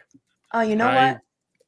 I mean, I know that's supposed to probably be Mount Doom, but I wonder if he's going to look again or think that's actually a forge, and he's going to learn that the rings are being made, and he wants to resume total control over Numenor and then try to go get a ring for himself. Do they even know about the rings? No, they don't even Well, know. that's probably what, that's find what she's out. saying is through the Palantir or something. Yeah. Which Sauron is manipulating, right? How do you get that from watching a volcano fart? I don't know. And Jessica's right. These are not fortune-telling machines. They are communication machines. That's it. I got to be honest. Every single time we get those like that lava thing, all I'm thinking is it's a volcano farting. Well, you are gassy, so you do think about that stuff. I don't know what it looks like after you have Taco Bell, man. That is disturbing. Yuck. All right. Now, I love this scene because this is the dumbest Galadriel has been all season.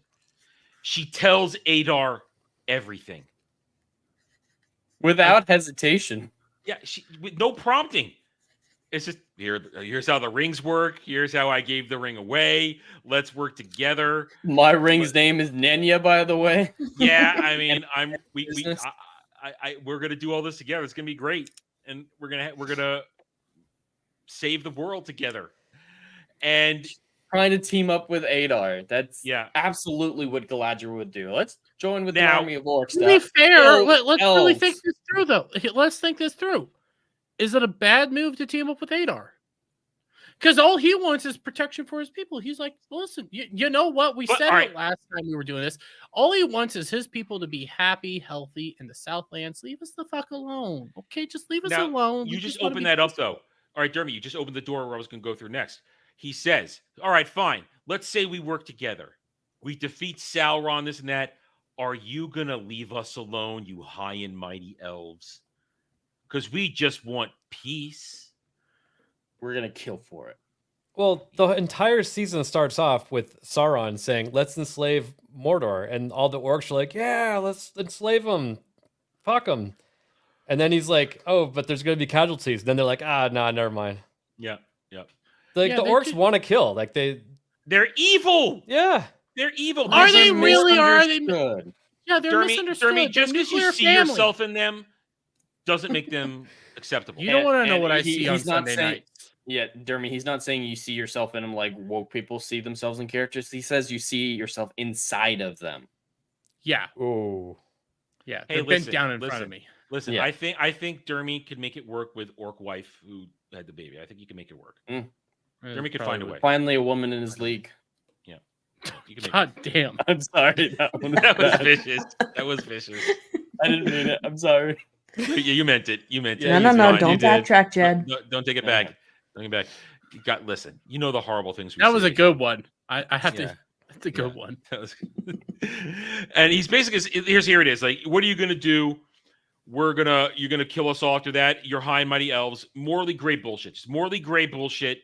We need to be left alone. What's good is bad. What's bad is good. And here we go. She's now going to do the whole, you can't do it. Sauron's going to betray you. It's a trap. He just wants your army, this and that.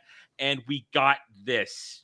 We got the many faces, as I call it, of Galadriel. And here, I had at least 12 screen caps because, like all of us who review this, or at least watch it, we wait for the Morfydd Clark screen caps. I think these are some of the best ones ever. We look for them. And when I realized what was happening, I went back and I was just tapping the pause to get the screen caps. And these, out of the 12 or 15 I got, these were my favorite 3. I'm gonna look at this scene through Adar's eyes. There's no morphing here. This is all her. Yeah, I'm gonna look at the scene through Adar's eyes real quick.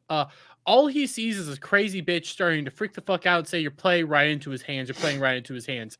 What the fuck are you doing? You were just calm and normal a minute ago. Now you look like this creature. I mean, what she the fuck? really does morph into crazy looking bitch. She's Gollum. She would make a great orc. Yeah, I mean, how do you get eyes like that and her fat mouth? It's like, what makes it so much worse is she's not even screaming in the scene. Like, her volume is raised, but it's not full on screaming. Like, what she says and the way she says it does not match these facial expressions at all. Yeah. She's morphed into Halbrand right at the end of season 1. His face looked a lot like that. Is this her O face? Why don't you go find out for us? You Jeremy, take that hit for us. I'll take that hit. I'll take that hit. You go take that hit. I'll go deal with elf assistant who's hotter than her. But yeah, so I originally my thumbnail was going to be Disa singing, and then I got to this point of the episode and I realized, oh, it's Morfydd Clark time with facial expressions. How can I not? How can I pass it up? Shit. And now remember, this is also I've also raised the lighting on this 3 times. It was so dark. This is 3 times to get so that we could actually see it. Maybe they were trying to cover it up. Maybe. Dre actually might have a point in the chat. This is her on the toilet. She's fighting for her life. Holding on tight. Just she had 300 pounds of Taco Bell, says Dre. She had some slimy fish. Oh God. This is kind of why sometimes you need handle grips on your toilet for this kind of expression. This is why you go to the big bathroom for the handicapped people, because there's rails. There's always room. Well, listen. No, listen. I ain't doing that in public. Not something that fierce. Not something that fierce. I'm not doing something that fierce. I only do that in public. That's full. What's his bucket? Dumb and Dumber, the original. So I love this. Thank you, Morfydd Clark, for providing us with countless thumbnails. I am saving these because they're glorious. We thank you for being you. And I mean, really, she can go from resting bitch face to insane cow in 2 seconds. 2 seconds. All right, let me get this back up. More than 2 seconds. More than 2 seconds. Well, I would need more than 38 seconds. I would need more because I don't see it. Anyway, so there we go. She's going to scream and shout, "How dare you!" Now, I'm pretty unimpressed by his army here. I was too. He was like, "Look how vast it is," and like 7 campfires lit up. Yeah, it's very pretty synchronized fire lighting.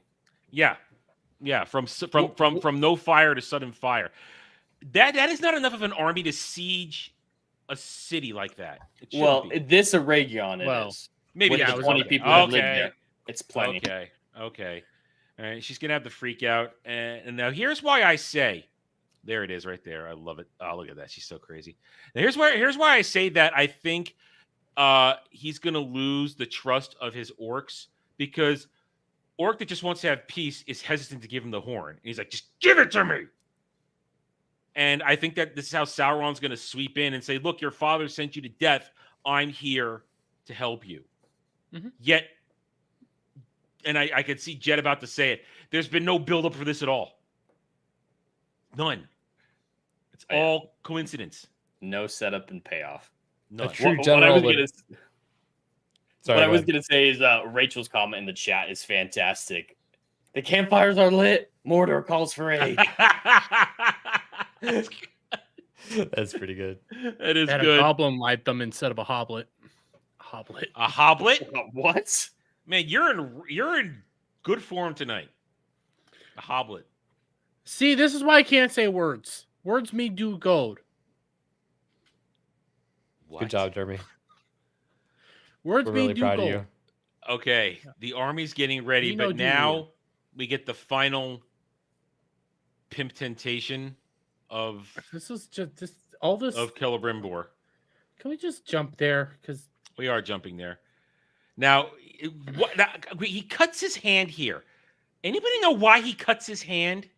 wait, did he Blood cut his hand, or magic. did he just start playing with his hand? No, he he put a blade through it. he sliced his it hand was open. intentional. But yeah, this is just basic understanding of magic. You have to use blood magic. That way you know it's evil. Blood means Oh, evil. I see. He's bad guy. That's stupid. That's all the thinking was here. But yeah, more Sauron's power level being entirely inconsistent. So here comes the almost breakup. He hears shit going on outside. Everybody's freaking out. It's war, it's war, it's war. We're under attack. He's going to go, but no, you can't go out. You can't go out. I'm tired of you manipulating me. He's going to go so far as to push him. Here comes. Leave me alone. There it is. There it is. See, You know what we haven't commented on yet? What the fuck is with the bow hair? Oh, the stands love it so much. They have been touching themselves over that, man. People have renamed their accounts based on this. I got hairbow. blocked by one today. Wait, there's actually people that like the bow hair. Yeah. There one lady changed her account name to Sauron's hairbow enthusiast. Wait, is that what? Listen. Oh, wait. Hang on. Are you saying that that's where he got the mithril?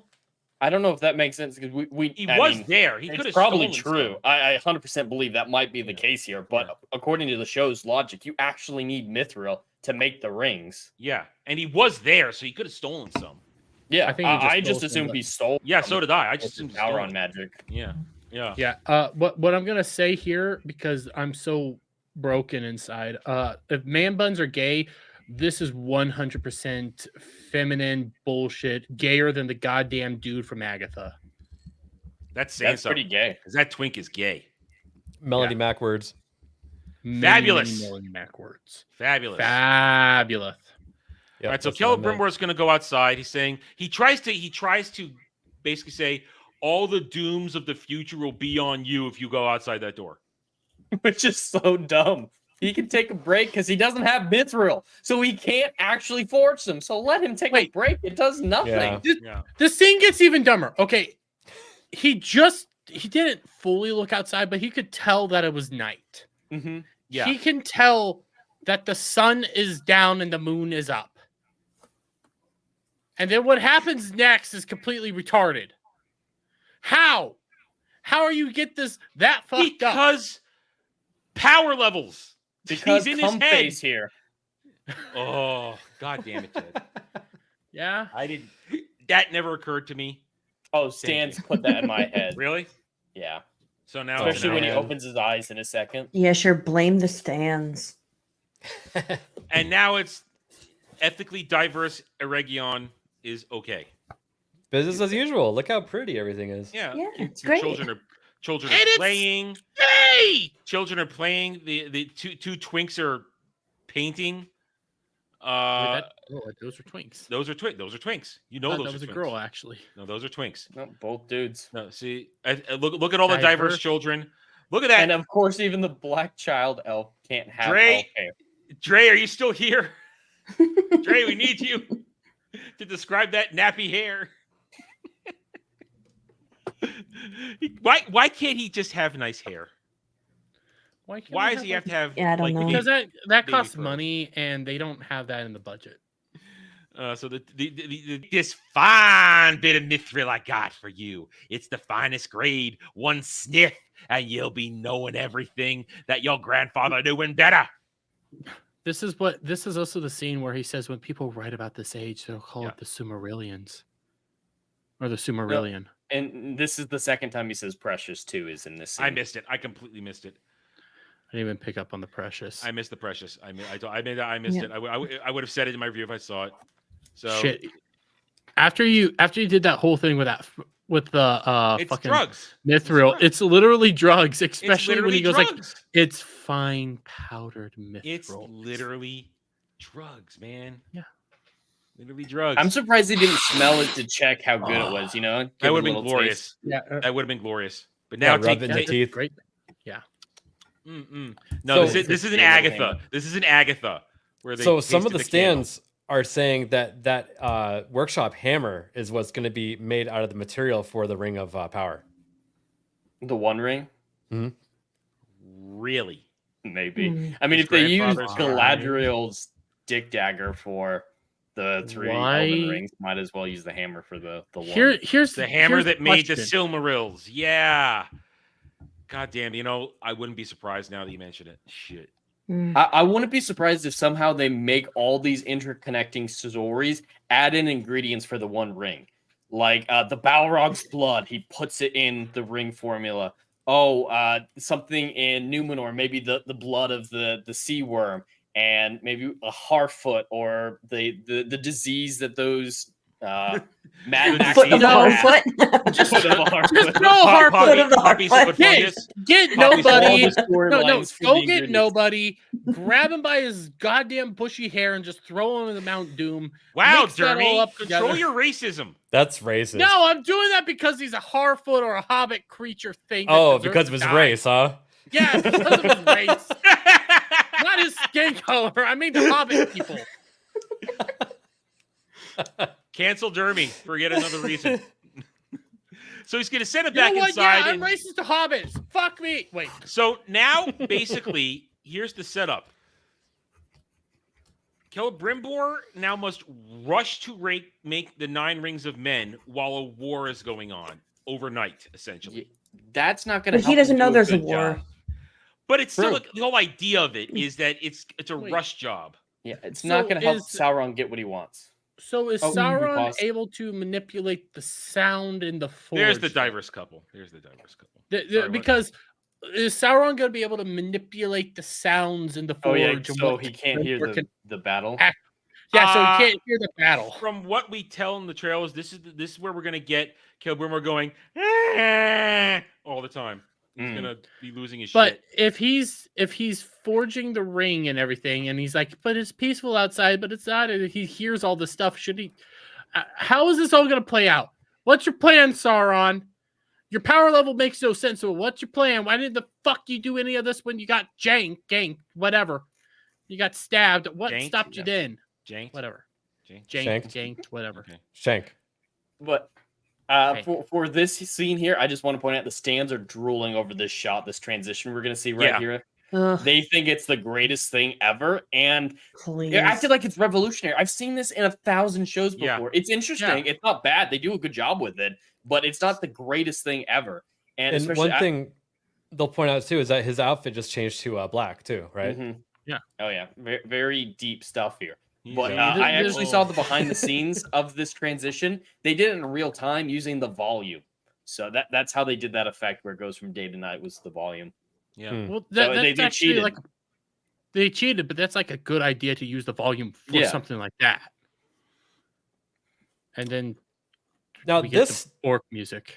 this scene right here where the projectiles are flying through the air actually kind of cool looking. Yeah, it's But the fine. orcs got there very quick, but yeah, it's fine. Yeah. The actual scene. All right, launch. Let the war begin. Listen, she likes word. that. She's into that. Okay. Oh yeah. Oh yeah. They just put her back. Well, in no, the she's tent. only into that if it's Sauron doing it. Hey, she could think about it. And there's episode as things. Oh wait, no, I'm sorry. Got to get the crashing happen. Yep. Sorry. There we go. And it's obvious CGI, but it's actually decent Mm-hmm. looking CGI. But that's what CGI is for. Yeah. Yeah. That's what it's Well, for, to do something like only that. because that you it's can't. dark as shit. If it were during the day, I don't think it would look good. You're No, it wouldn't. probably right. We're done. Oh, Thank God. New Yay. record for us. I would. It would probably not look good from them, but if you take a look at like Peter Jackson when they were doing the, I can never remember the name of the battle, but outside of Gondor. Yeah, the Battle of the Fields of Pelennor. Pelennor Fields. When there's a really good shot of like that, all those being CGI, but when Gondor's launching the debris and stuff and all the broken buildings, there's that really good shot of the one coming down on the really fucked up orc guy and him just looking sidestepping. That looks good. These guys don't have that capability, but no, that was still day-ish. But yeah, so there it is. Nothing. I mean, events happened, but really, this is another empty episode of actual. It could be 10 minutes tacked on another episode. But yeah, this is modern writing through and through. Yeah. I know we're talking about Rings of Power, but take what we saw here and take Agatha. What happened in Agatha? Jack shit. What happened here? Really nothing. This is modern writing. You pile up your beginning, stretch it out as long as possible. Then your last 2 episodes or last episode is where you do all the actual revelation of shit that you have hinted, and then it's really nothing's ties together in the middle. Like the middle parts can always just be cut out. What the fuck's going on with the ends? Nothing. That was pure look. Entwives. Did you want to see Entwives? Because Peter Jackson didn't do it, so we did it. Do you think you'll see the Entwives again? No. I thought we would, but that's back in the Southlands, man. Are we going to see Isildur again? I wonder about that. I wonder. And Theo. Remember Isildur's new. You're not going to see Theo. Remember, they yeeted Isildur from the last 2 episodes of last season, so he might be done. I don't know if they like Isildur. It feels like the showrunners don't actually like him. Here's the as thing. a character. Here's the thing. I'm going to go back to what we talked about when we were dealing with Isildur and his plot armor, and also Legolas the Black and everything surrounding him. I'm going to reinforce the idea that they had a whole storyline planned out surrounding Theo and Arondir and Baby Mama Bronwyn and Isildur. But because Baby Mama Bronwyn went off to be a true activist, they had to scuttle the whole thing. I think they just ditched it, which is why now they have a much more attractive woman of questionable diversity. They just ditch storylines all the time. We still don't know why the cows were getting poisoned. Was that? It's not Sauron's fault. It looks like Sauron goo, but it's not because of Sauron. Yeah, you're right. It is. It was because of Sauron, and we never get explained how they couldn't see the orcs building a trench miles long across the map. They don't explain anything in the show ever. It's just nonsense piled on nonsense with flashing colors sometimes and a lot of. Why were the Barrow Downs freaking out? Why were they so angry? Oh well, because Jeremy, because it's out of place lore. That's why. Yeah, they just made it up. Because those are servants of the Witch King of Angmar who doesn't even exist yet. Remember? Yeah, but why were they in the show? Somehow Sauron knew Galadriel was coming. What the fuck's the troll gonna do? Oh, Troll's gonna fight. We haven't seen the troll in literally how many episodes? We saw him marching. Oh, there are stands thirsting for him, saying we need more of him. They'll thirst for anything. They're all. I want him to break my bones, Daddy. Listen. Oh my God. Cloud looks normal compared to these people. Okay. Yeah. I just talk over his joke. I need a clip Jed saying I need to break my bones and. I'm sorry. I talked over your joke. I'm sorry. Jed, say it again with the Anatar O face. No. No. Anyway, this show continues to be nonsense. It continues to be erratic. It's like I said, beginning of today's stream. I said beginning of my review. It's schizophrenic storytelling. They jump back and forth to all these sections. Each one of these segments of these plot arcs, most of them are literally maybe 5 or 10 minutes. They don't stick with what you could actually. How hard would it be to make an actual episode of just one plot? Plot A. Don't even need a plot B, just a plot A. But no, they have to jump A, B, C, D, E, F, and then try and F us in the ear with this shit. Are they gonna? Is Sauron gonna eventually, with his showdown with Galadriel, go like, "Yeah, I destroyed that bridge"? Because if not, then who the fuck destroyed the bridge? How did the bridge remember, the stand said when the windows blew open when he was first still Halbrand and we saw lightning strike, that was the destruction of the bridge, guys. Yep, that's what this How is. powerful is Sauron? Yep. I That's need a what- clear answer. That's what the Sands are saying. That's what the Sands say. Yep. That's the no, source of it. I cannot accept that. Those retard, I'm not gonna listen to what the retards say on fucking Twitter that are just gonna be over there, stroking their dick or rubbing their minge to this shit because they have to, because they have no real actual thought process. I'm not gonna accept what they fucking say. These people come out here and say what fucking Jed said about the fucking troll. These people are idiots. I don't give a fuck what they're saying. Okay, how the fuck did the bridge break? Derby, Who the did it? people, the stands are aligned with the riders, and the riders are aligned with the stands. So They look to each other to fill their holes. Yeah, they fill each other's holes. Take that however you want. They're the doing showrunner the probably internal did not. fuck centipede. The writers did not have an answer, and will not give us an answer for how the bridge blew up. But now that They saw Jed, they Stan's have no saying- answers for anything. They have no answer for anything. But now that they heard the stand say it was that lightning bolt, they're like, "Yeah, that's totally what we were thinking the whole time. We're that smart. We're that subtle." It's people who have, one, no talent, secondly, no respect for the lore. Remember, all these episodes were directed and written by women. Rachel, apologize for your gender. I'm so sorry. I'm so sorry. There's so many of us that just suck. I apologize. It's the fucking Okay, Lenville. RTD thing. It's that fucking RTD where he's like, well, I'm not going to explain this shit because I want you guys to explain it yourselves. I want you guys to come up with the story. No, your job is to tell us the fucking story. It's Man. your fucking job. Quit taking the goddamn stands. Stands are retarded. They don't know anything. No, Jeremy, Everybody's retarded. You're the one that just doesn't understand. No, the problem is I can't understand because I actually have brain power, shockingly enough. He's so angry. Angry? I But think tell your us how you bigotry's- really feel, Dermy. So angry. Yeah, it's your bigotry. It's getting in the way of understanding the You know show. what? If I'm bigoted towards these people that are goddamn Heil Hitler. Oh my God damn it. Wow. If that's bigotry, then fucking I'm going whole board. That's it. All channels are going down. Oh no. Thanks, Jeremy. And Alf isn't even here to defend his channel. I disavow Jeremy Wormy. Angie No, Jeremy me Wormy. being smart is what makes me bigoted, then fine. I don't care. I'll cut the hood. And if I'm the one yelling that I'm smart, that's saying something. Listen, everybody, Oh, I'm man. smart. Okay.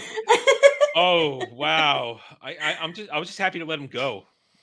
Just let him get it all out, big fella. Get it all out. I hate these people. I hated them during Doctor Who. I hated them every single fucking day. They ruined everything. Fuck stands. They're not fans. They're people that just like to suck off corporate cock. Jeremy, take a shot. Yeah, you know what? I fucking need one. Take a shot. Take a shot. Yeah, you deserve it. That was good. I'm proud of you. You did it. There you go. There you go. All right. Final thoughts. Jeremy, you said your final thoughts. Ed, final thoughts. Well, just in general, the stuff that is wrong with all these episodes from both seasons, there's no accounting for time, distance, power levels are all over the place. Nothing is congruent with other scenes or even internally within the scenes. It's all just nonsense. And this episode really exemplifies the nonsense of it. But I do want to tell a quick story about the Rings of Power that I found out about. Hey, have you guys seen the interview with Ishmael Cruz Cordova about the Entwives scene, since we were talking about the Entwives earlier? No, I have not. So a lot of people noticed that he showed emotion for practically the first time in the show when he met the Entwife. Not when his baby mama died, but when the Entwife showed up. And he explained why and how he got into the mindset for that scene. You guys ready for this? I hope so. He said he was method acting because he grew up with a mango tree in his backyard, and he just thought about the tasty mangoes that he used to get off the tree when he was acting with the Entwife. I hate these fucks. I hate It's the only way he's been able to show emotion. is thinking about mangoes. Yep. That's Okay. why he said that's why he's able to get into the mindset of an elf, of a wood elf specifically. Jed, Yeah. You is now- saying that he- it's how brain aneurysms happen. He is now Mango Lass. He is not just Mango king Lass. of the fruit. Adam, you know how he is king of the was? fruits. He already is king of the fruits. Adam, you know how angry I was during Elden Ring when I'm getting my ass kicked in by Morgoth and I'm so dead inside dealing with the Godskin duo. I'm more angry at this answer right now. I never thought there was an ability to make me more fucking angry. Thank you, Jed. You're welcome. I'm upset that he method acts with a mango tree when he could have done it with like an oak or like a willow tree or something. That would have been more authentic, don't you think? What the fucking dildo? How about that? I want a Diddy's dildos. How about that? One of Diddy's dildos. Well, he probably has a couple of them. ABF, final thoughts.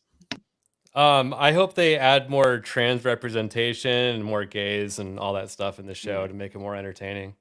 Well, Femoron comes back. Although I will say, Femoron's elven armor actually looks good. It's okay. It's the actual most normal looking, legitimate armor we've actually seen in the trailer. When I looked at it, it looks like real armor. It doesn't look like it's not moob armor with pasties or paste-ons, whatever. Well, I think we can all get behind hashtag ROP2White. We can all get behind that tweet. It needs more representation, like ABF said. Yeah. Yep. Rachel, final thoughts. I don't know what else to contribute here. Like everyone else has said it so well. It's a mess of a show. I don't know what else to add. It's so bad, but I am looking forward to when Rings of Power just steals the Voldemort's resurrection scene from the fourth Harry Potter movie, just taking in all of the little bits and pieces, little Easter eggs throughout the show, putting them in a pot together, and that's how he makes the One Ring. Looking forward to that scene. Oh man, I swear to God, I want this all to be true. Everything we predict, I want it to be true. Come of Gandalf, the fucking oh God damn! All right, we're shutting him down. We're shutting him down. Anyway, yeah, next week, Battle Part 1. I kind of feel like we're going to spend even less time on it because if it's mostly fighting, we'll criticize choreography, move on. Part 1 started tonight. Oh, we'll see what happens. I'm on Jed's side in this. I think 2-part episodes start now. I would love nothing more than to do an abbreviated review next week. I don't want to spend 3 hours doing a review. I really don't. I'd much rather spend 15 minutes. But so I'm kind of hoping that it is, but it'll be what it'll be. But we'll be back next weekend, 8:30 p.m. Eastern. Horny Alpha will be joining us, of course, next time. So remember, guys, check out everybody's channels. Links are in my description below. Links are out there. We thank each and every one of you across all our channels today who joined us. Thank you, one and all. We appreciate your support. We don't get to do this without you guys. You are the reason we get to have fun with this because you watch us suffer. We suffer for your entertainment. It's just that simple. So thank you, one and all. Take it easy. Have a good night, and we'll see you guys next week. Until then, bye.